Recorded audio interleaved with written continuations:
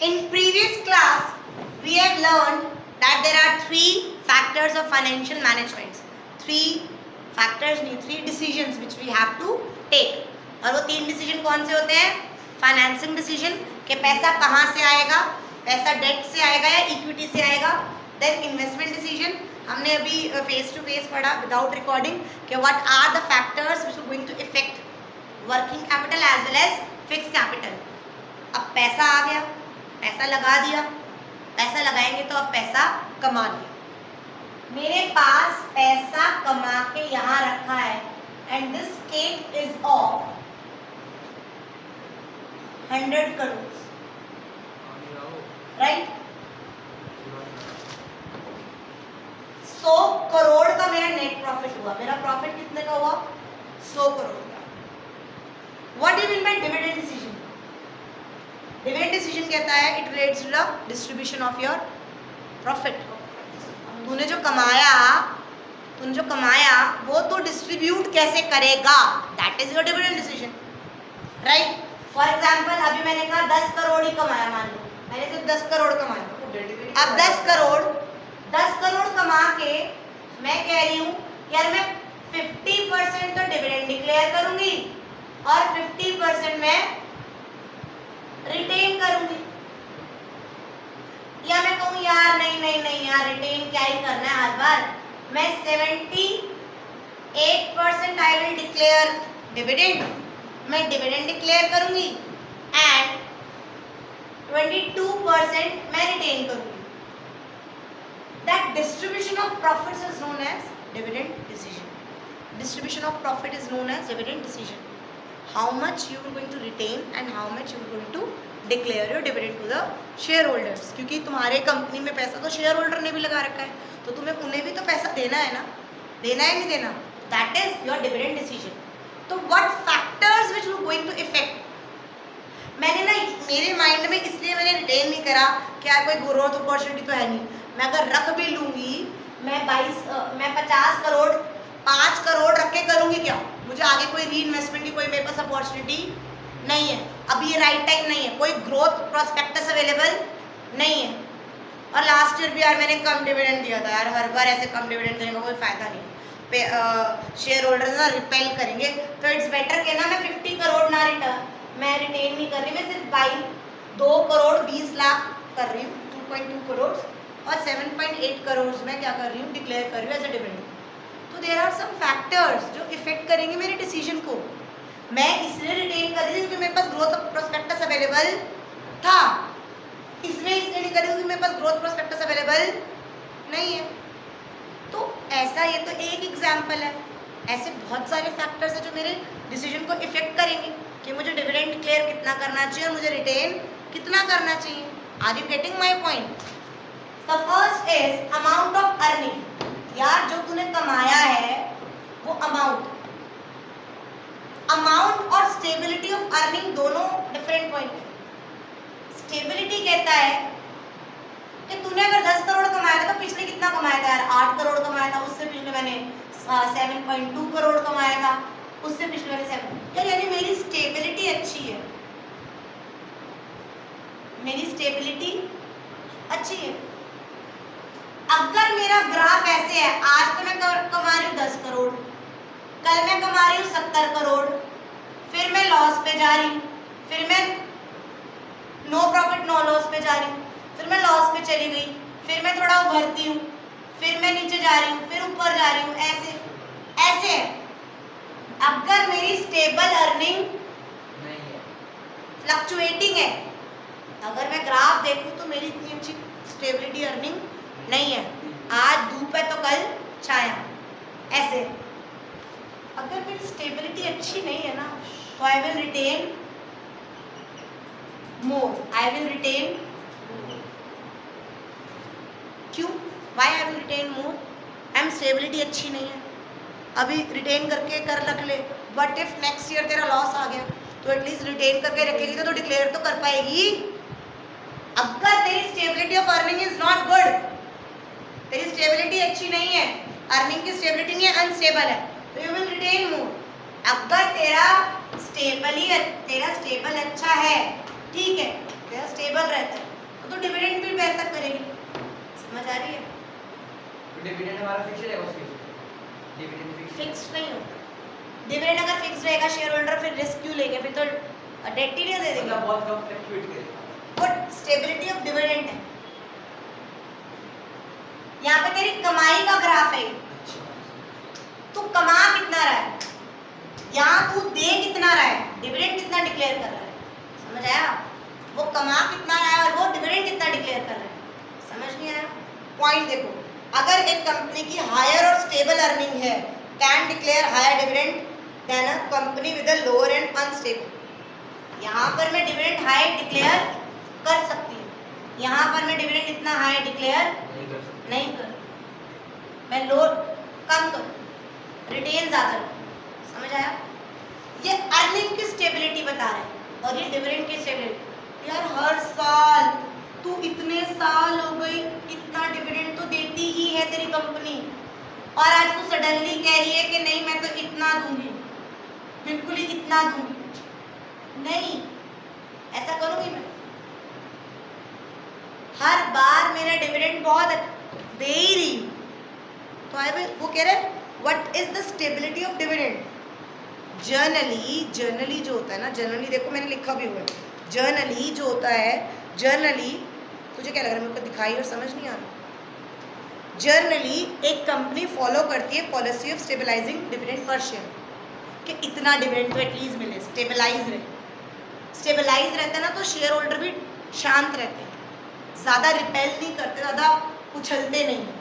वो कह रहा है अगर बहुत ज़्यादा डिविडेंड, पता है कब देती हूँ कि मुझे पता है मेरी कंपनी को और तरक्की, मेरी अर्निंग पोटेंशियल बढ़नी है, तरक्की करनी है, तो मैं डिविडेंड ज़्यादा डिक्लेयर कर देती हूँ। अगर नहीं, अदरवाइज मैं पॉलिसी कौन सी फॉलो करती हूँ, एक थोड़ा स्टेबल डिविडेंड की पॉलिसी। समझ आया? अगर वैसे in general companies use to follow a stable dividend policy कि डिविडेंड पर शेयर इतना तो आया है। एक कंपनी हायर डिविडेंड तभी डिक्लेयर करती है जब उसको बहुत श्योर हो कि इन नियर फ्यूचर मेरा ग्रोथ प्रोस्पेक्टस बढ़ेगा, मेरी अर्निंग पोटेंशियल बहुत बढ़ेगी, मैं डिविडेंड ज़्यादा डिक्लेयर करना अफोर्ड कर सकती हूँ। समझ आया? Dividend per share is not altered if the change in earning is small और सीन टेम्परेरी नेचर। समझ आया? अगर अर्निंग, वैसे मेरी अर्निंग इतनी है, राइट, इस साल मैंने अर्निंग यहाँ कर ली, अभी तक तो एक ही दम हुआ ना, क्या मैं डिविडेंड भी बढ़ा दूँ? नहीं, ऐसा नहीं होता। अगर तुम्हें पता है कि एक ही दम इतना हाई होना एक बाई चांस की बात है, अगर मैं ज़्यादा डिविडेंड डिक्लेयर कर दूंगी तो नेक्स्ट ईयर भी वो एक्सपेक्ट करेंगे ज़्यादा डिविडेंड डिक्लेयर करें। कहते नहीं, अगर शेर के मुंह पे अगर एक बार खून लग जाए तो वो रुकता नहीं है। अगर मैं 8 डिविडेंड ज़्यादा डिक्लेयर कर रही हूँ, अभी तक उनको पर शेयर 12 से 13 रुपये मिल रहा था एक शेयर होल्डर को इतने टाइम से, और एक ही दम मैं 52 डिक्लेयर कर दूँ, वो तो खुश हो जाएंगे।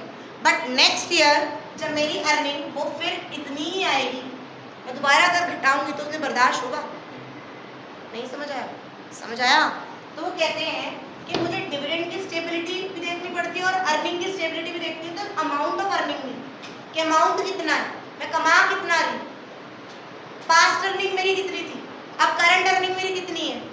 आई will calculate about the amount of earning, क्योंकि major determinant of dividend is earning कितनी है, तभी तो मैं डिविडेंड डिक्लेयर करूंगी। Are you getting my point? The next one is growth prospectus opportunity. Obviously अगर ग्रोथ अपॉर्चुनिटी अवेलेबल है तो मैं रिटेन ज्यादा करूंगी और डिक्लेयर डिविडेंड कम करूंगी। अगर मेरे पास कोई अवेलेबिलिटी नहीं है, no availability of growth opportunities, तो मैं डिविडेंड ज्यादा डिक्लेयर कर दूंगी, रिटेन कम करूंगी। समझ आया? नोट्स में पढ़ो। वो कह रहा है अगर companies have good growth plus opportunities बहुत ज़्यादा है तो they will going to retain more money out of their earning as to finance the required investment. और अगर अपॉर्चुनिटी नहीं है तो वो not in growth prospect available नहीं है तो मैं ज़्यादा डिक्लेयर कर दूंगी, कोई अपॉर्चुनिटी अवेलेबल नहीं। समझ आया? Cash flow position. अच्छा, तुम्हारी कैश फ्लो पोजीशन कैसी है? अभी तुम 12th में आ चुके हो तो बुक 3 करोगे जिसमें हम पढ़ेंगे कैश फ्लो स्टेटमेंट। पीएल, अरे अकाउंट्स में cash flow statement, PL account तुम्हें पता है? पीएल अकाउंट क्या बताता है कि तुमने इतना प्रॉफिट करा है। कैश फ्लो कहता है भाई तूने प्रॉफिट कितना भी तेरे बुक्स में, एक्चुअल में तेरा कैश कितना है मैं बताता हूँ। Cash flow statement tell you the actual cash in hand with you. तेरा कहाँ से ऑपरेटिंग से आया, कहाँ से फाइनेंसिंग से आया, कहाँ से इन्वेस्टिंग से आया, वो सब बताता है। कभी कभार पता है कैश प्रॉफिट इतना बढ़िया दिखा रहा होता है पीएल में कि तेरा प्रॉफिट इतना अच्छा है, और एक्चुअल में गले में कैश इतना नहीं है, राइट? अगर तुम्हारी कैश अर्निंग तो बहुत अच्छी दिखा रहा है बट एक्चुअल में तेरे पास कैश, लिक्विड कैश इतना नहीं है, तो कहता है सुन, अगर तेरी कैश फ्लो पोजीशन इतनी अच्छी, कैश फ्लो पोजीशन समझ रहे हो इसके एस्पेक्ट में, वो कह रहा है डिविडेंड अगर डिक्लेयर करूंगी, डिविडेंड डिक्लेयर करूंगी तो वो आउटफ्लो है कैश का, डिविडेंड जाएगा ना मेरा जेब से, तो तेरे पास जेब में पैसे भी तो होने चाहिए तभी तो तू डिक्लेयर करेगी ना। वो कहता है अगर अवेलेबिलिटी ऑफ इनफ कैश नहीं है तो तुम ज़्यादा डिक्लेयर नहीं कर सकते। समझ आया? अब एक बच्चे ने मेरे से ये पूछा था, तभी मैंने एडवांस से बता दिया कि मैम एक बात बताओ, अर्निंग तो इतनी अच्छी है, अर्निंग तो तुम्हारी बहुत अच्छी है, बट फिर भी कंपनी ने डिविडेंड कम डिक्लेयर करा, क्यों? क्योंकि उसका कैश फ्लो पोजीशन इतना अच्छा नहीं था, उसका कैश, लिक्विड कैश इतना अच्छा, और अगर अर्निंग अच्छी है बट कैश इतना अच्छा नहीं है तो वो डिक्लेयर कैसे करे? क्योंकि डिक्लेयर करने के लिए तो कैश का आउटफ्लो होना जरूरी है ना, तो cash flow position is not good because of that reason कि पीएल में अर्निंग तो बहुत अच्छी दिखा रहा है बट एक्चुअल में हमारे पास कैश इतना अवेलेबल नहीं है। Done. What is the access to capital market? तेरा कैपिटल मार्केट में कितना बोलबाला है? हाँ, हम तो टाटा कंपनी है, हम जब मार्केट में जाएंगे हमें तब पैसे मिल जाएंगे, मेरा कैपिटल मार्केट में बहुत अच्छा एक्सेस है, मतलब मैं जब चाहूंगी तब मुझे पैसा मिल जाएगा, तो मैं रिटेन काहे करूं? मैं तो डिक्लेयर करूंगी, जब मुझे पैसा चाहिए होगा मैं कैपिटल मार्केट से मांग लूंगी। नहीं समझ आया? अगर मेरी कैपिटल मार्केट में एक्सेस बहुत अच्छी है तो मैं रिटेन कम करूंगी, डिविडेंड डिक्लेयर ज्यादा करूंगी, और मुझे पता है भाई मैं कैपिटल मार्केट में मर्द, मैं उतर भी जाऊं तो मुझे पैसा नहीं मिलेगा, मेरी इतनी एक्सेसिबिलिटी नहीं है, तो मैं कहूँगी भाई मैं तो रिटेन ही कर लूँ, इस बार मैंने इतना अच्छा प्रॉफिट कमाया है, I will retain more, I will retain more, क्योंकि मैं रिनाउंड नहीं हूँ, क्योंकि मैं रिनाउंड नहीं हूँ। शेयर होल्डर की प्रेफरेंस, अरे भाई तुम डिक्लेयर किसको कर रहे हो? शेयर डिविडेंड शेयर होल्डर से। तुम कह रहे हो मैं तो रिटेन ज्यादा कर रही हूँ, मैं तो रिटेन ज्यादा कर रही हूँ, वहाँ शेयर होल्डर कह रहे अच्छा 2 साल हो गए तेरे को रिटेन करते हुए, ये कहते हुए कि ग्रोथ प्रोस्पेक्टस है, ग्रोथ प्रोस्पेक्टस है, ग्रोथ प्रोस्पेक्टस है, अब रिटेन नहीं करेगी, हमारी प्रेफरेंस है you have to declare more. Share holders को बहुत सारे शेयर होल्डर्स डिविडेंड पे एज अ रेगुलर इनकम उनकी होती है, उनकी इनकम ही यही है, उन्होंने पैसे इसलिए इन्वेस्ट करा ना ताकि बोर्ड के हमारे पास वापस में क्या आए, क्या आए? डिविडेंड आए। और अब मैं कह रही हूँ मैं तो रिटेन ज़्यादा कर रही हूँ, तुम्हें शेयर होल्डर की प्रेफरेंस भी देखनी पड़ेगी कि उनकी प्रेफरेंस क्या है। तुम बहुत ज़्यादा रिटेन करे जा रहे हो तो वो तो गुस्से में आएंगे ना, क्योंकि बहुत सारे बंदे, अरे जैसे मान ले I am a mother of 2 daughters, right, और मेरे पास अभी 50 करोड़ है, मैंने 50 करोड़ शेयर्स में लगा दिए कि जब बूढ़ी होंगी तो मेरे पास वो है नहीं इनकम का सोर्स, तो मेरा रेगुलर इनकम आएगा। और यार वो हर साल रिटेन करके बैठ जाते हैं, मेरी प्रेफरेंस भी तो देखी जाएगी ना, जिसने पैसा लगाया है मेरी भी तो प्रेफरेंस देखी जाएगी ना, कि एटलीस्ट इतना तो दो। नहीं समझ आया? डन। नेक्स्ट 4 पॉइंट रहते हैं, चुप हो जाओ। Taxation policy. पहले क्या होता था, कंपनी ये थी, राइट, कंपनी होती थी, कंपनी ने डिक्लेयर कर देती थी किसको? इनको, कि 10 रुपए इनको दे दिए डिविडेंड के, दे दिए, और इनको ना गवर्नमेंट को क्या देना होता था? टैक्स। 7 रुपए रखने होते थे और 3 रुपए टैक्स देना होता था। चोर आदमी इंडियन आधे बंदे देते थे और आधे बंदे।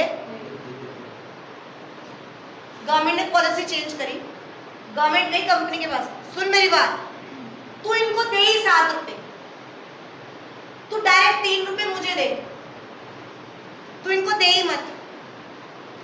पहले डिविडेंड टैक्सेबल होता था, पहले डिविडेंड इनके हाथ में, शेयर होल्डर्स के हाथ में डिविडेंड टैक्सेबल होता था, मतलब डिविडेंड जो कमाई है उस कमाई पे टैक्स देना होता था। आज टैक्स फ्री होता है। टैक्स फ्री क्यों होता है? क्योंकि डायरेक्ट गवर्नमेंट को टैक्स दे देते हैं, तो जो ये 7 रुपए मिलता है इसके ऊपर कोई टैक्स देना नहीं होता। समझ आया?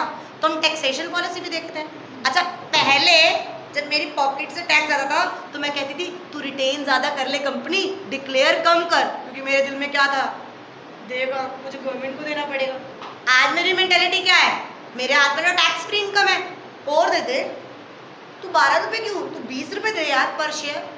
समझ आया? तो it depends upon the taxation policy which is going on for the dividend. समझ आया? Done. Stock market reaction, stock में मार्केट अगर डिक्लेयर करके अगर तुम डिविडेंड ज्यादा डिक्लेयर कर रहे हो तो सारे खुश, कैपिटल मार्केट में शेयर प्राइस तुम्हारा कैसे बढ़ता है? इसने भी 10 करोड़ इन्वेस्ट कर रखा है, तूने भी 10 करोड़ इन्वेस्ट कर रखा है, इसकी कंपनी ने पर शेयर 18 रुपए पर शेयर दिए, तेरी कंपनी ने 7 रुपए दिए, तू अपना पैसा निकाल के इसके में जाएगी नहीं जाएगी? स्टॉक मार्केट का रिएक्शन अच्छा होगा नहीं होगा? तो इट डिपेंड्स कि तुम स्टॉक मार्केट का रिएक्शन कैसा है, स्टॉक मार्केट कैसे रिएक्ट करती है तुम्हारी डिविडेंड डिक्लेयर पे। नहीं समझा? समझ आया? मैं पढ़ा रही हूँ, जो मैंने लिख रखा है ना वो पढ़ना। जनरली अगर increase in dividend has a positive impact on the stock market और इसीलिए हेल्प करता है market price of the share को बूम करने के लिए, वेयर एज अ डिक्रीज और नो इंक्रीज में हैव अ नेगेटिव इम्पैक्ट। और मान लो मैं पिछले साल भी 7 रुपए करा था डिक्लेयर, उससे पिछले साल भी 7 करा था, उससे पिछले साल भी 6.5 करा था, और इस साल फिर मैंने 7.25 रुपए कर दिया। कहीं पागल है क्या, इसकी कंपनी में कोई इंक्रीमेंट? तो स्टॉक का मार्केट का रिएक्शन अच्छा नहीं चाहिए। स्टॉक मार्केट रिएक्शन समझा? समझा? Next, legal constraint. मैंने ना SBI से 100 करोड़ का लोन ले रखा है, उसने कॉन्ट्रैक्ट में कंस्ट्रेंट क्लॉज डाल रखा है कि तू इतने % से ज्यादा डिक्लेयर, मैंने तेरे अंदर इन्वेस्ट इसलिए करा है क्योंकि बहुत अच्छा ग्रॉस प्रॉफिट, बट ये नहीं तू पैसा कमाए सारा बांट दे, तुझे मेरा भी देना है, तो you have to declare only this much, उससे ज़्यादा डिक्लेयर। मेरे ऊपर एक कॉन्स्टेंट आ गया ना, कॉन्स्टेंट समझ रहे, रुकावट आ गई ना कि मैं चाह कर भी इससे ज़्यादा डिक्लेयर नहीं कर सकती, क्योंकि लीगल नहीं, सॉरी, ये कॉन्ट्रैक्चुअल है, कॉन्ट्रैक्चुअल है कि कॉन्ट्रैक्ट में लिखा है। लीगल मतलब लॉ में लिखा है, मतलब कंपनीज एक्ट में लिखा हुआ है। क्या लिखा हुआ है? लीगल कंस्ट्रेंट मतलब कंपनीज एक्ट, किसी लॉ ने मेरे ऊपर कंस्ट्रेंट लगा रखी है कि अगर तुम डिविडेंड डिक्लेयर करोगे तो एटलीस्ट इतना तो करना ही पड़ेगा। समझ आया? और कॉन्ट्रैक्चुअल कंस्ट्रेंट्स क्या होता है? कोई कॉन्ट्रैक्ट किससे कर रखा है, किसी क्रेडिटर से, किसी लोन वाले से, किसी म्यूचुअल फंड, किसी से भी अगर मैंने कोई कॉन्ट्रैक्ट कर रखा है कि इतना मेरा होगा तो वो है। समझ आया? 11 के 11 पॉइंट पक्का 100%। Thank you very much. 200%। Thank you very much. Welcome.